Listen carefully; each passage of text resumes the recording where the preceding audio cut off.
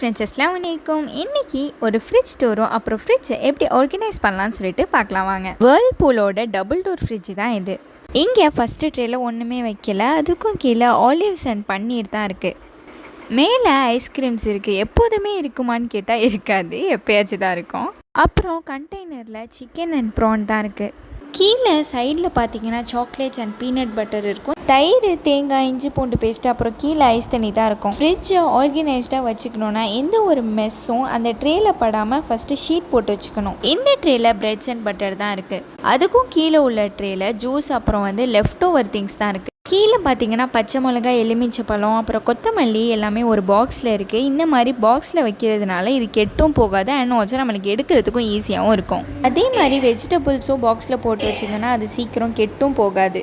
இங்கே மாவும் இருக்குது. கீழே உள்ள ட்ரேயில் சிக்கன் ஸ்டாக்கு, ரொட்டி, ட்ரை ஃபிஷ், அப்புறம் நாசிலமா பேஸ்ட் இருக்குது. Fridge, tray sheet and Ziploc cover உங்களுக்கும் வேணும்னா நான் டிஸ்கிரிப்ஷனில் லிங்க் கொடுத்துருக்கேன், போய் செக் பண்ணி பாருங்கள்.